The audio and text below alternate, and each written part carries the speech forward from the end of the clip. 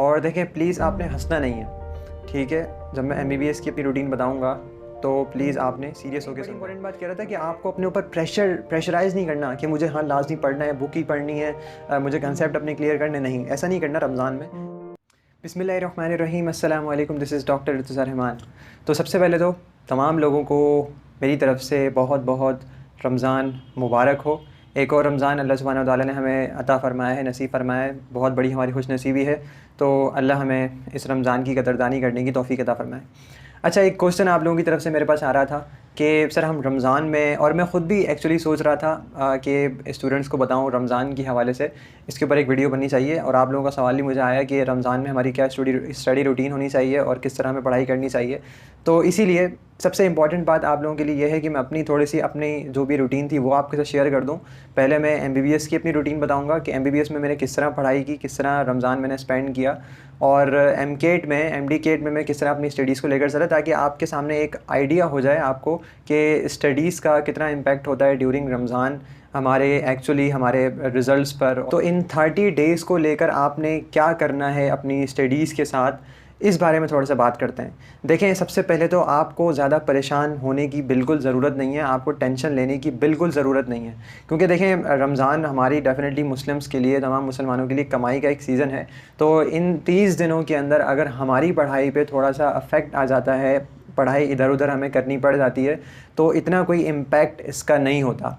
अच्छा, पहले मैं आपको अपना एमबीबीएस का रूटीन बता दूँ, एमबीबीएस में किस तरह मैं पढ़ा करता था। और देखें प्लीज़ आपने हंसना नहीं है, ठीक है। जब मैं एमबीबीएस की अपनी रूटीन बताऊंगा तो प्लीज़ आपने सीरियस होकर सुनना है, क्योंकि मेरी एमबीबीएस की जो रूटीन थी स्टडीज़ की, अब मैं क्या बताऊं, स्टडीज़ ही नहीं थी जो है वो रमज़ान में, तो रूटीन जो है वो आप कैसे कह सकते हैं, क्योंकि लिटरली स्पीकिंग मैं बिल्कुल सही कह रहा हूँ आपसे, मैं कोई झूठ आपसे नहीं कहना चाहता कि मेरी एमबीबीएस के अंदर कोई रूटीन नहीं हुआ करती थी। और from first year to final year मुझे याद नहीं है कि मैंने कभी पढ़ा हो।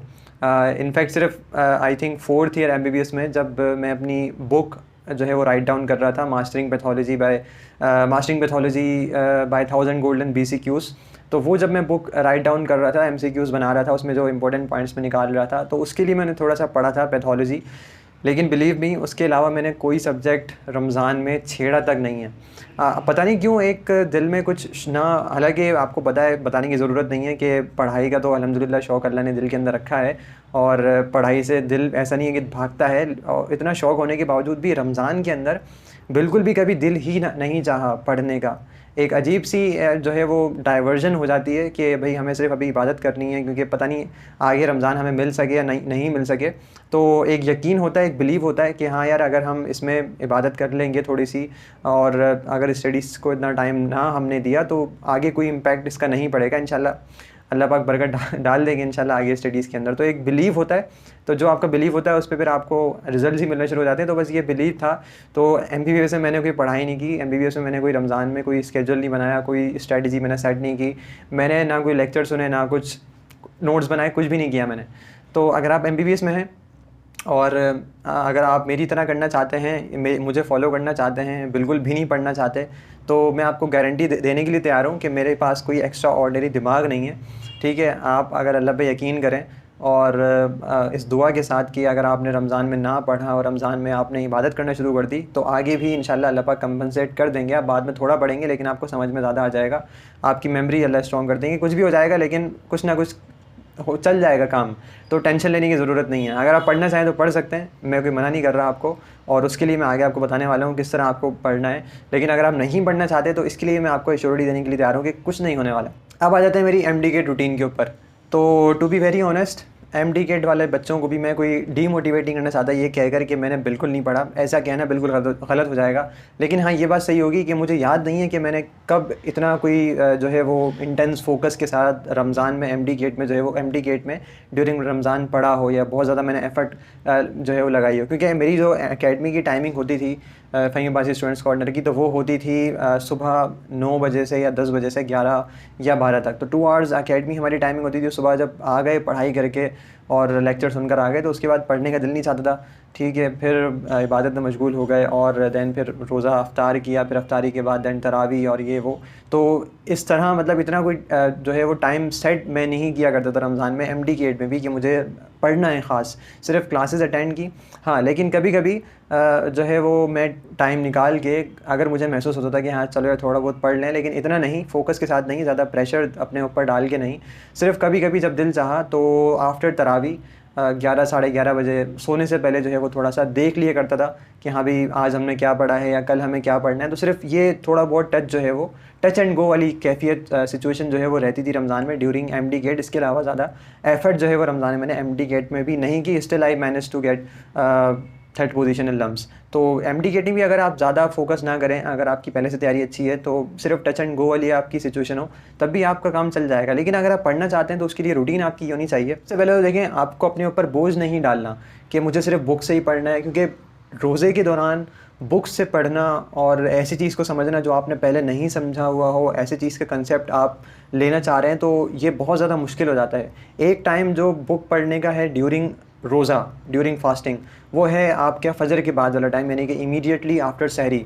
सहरी के बाद हम फ्रेश होते हैं, तो सुबह के टाइम हम जो पढ़ेंगे वो हमें बहुत अच्छे तरीके से दिमाग में एब्जॉर्ब भी हो जाता है। और I think it is the one of best time, one of नहीं बल्कि it is the best time to study during Ramzan. तो अगर आप थ्रू आउट 30 डेज़ अगर आप सहरी के बाद अपनी रूटीन बना लेते हैं 2 घंटे 1 घंटा पढ़ने की, इससे ज़्यादा अगर पढ़ सकते हैं वेल एंड गुड, तो मेरे ख्याल से ये बहुत ज़बरदस्त आपके लिए टाइम हो जाएगा। उस वक्त अगर आप 2 घंटे भी 3 घंटे पढ़ लेते हैं तो ये मोर देन इनफ होगा आपके लिए पूरे 30 डेज़ के लिए। आप इसके अलावा भी बहुत सारे काम कर सकते हैं। तो एक तो सुबह का वक्त बहुत इंपॉर्टेंट है, और इसके अलावा आपके पास जो टाइम मेरे ख्याल से बड़ा इंपॉर्टेंट है वो है रात वाला टाइम, क्योंकि आप बिल्कुल फ्री होते हैं उस टाइम और कोई डिस्ट्रैक्शन नहीं होती, कोई आपके ऊपर प्रेशर नहीं होता, सारी चीज़ें आप कर चुके होते हैं। तो रात वाला टाइम जो है वो 11, 12, 1 बजे वाला टाइम, इसमें भी अगर आप पढ़ना चाहें तो आप पढ़ सकते हैं 1 घंटे 2 घंटे निकाल के, तो ये भी आपके लिए बड़ा अच्छा टाइम है। हाँ, तो मैं एक बड़ी इंपॉर्टेंट बात कह रहा था कि आपको अपने ऊपर प्रेशराइज़ नहीं करना कि मुझे हाँ लाजमी पढ़ना है, बुक ही पढ़नी है, मुझे कंसेप्ट अपने क्लियर करने, नहीं, ऐसा नहीं करना। रमज़ान में आपको मेरी एडवाइस ये है कि आपको जो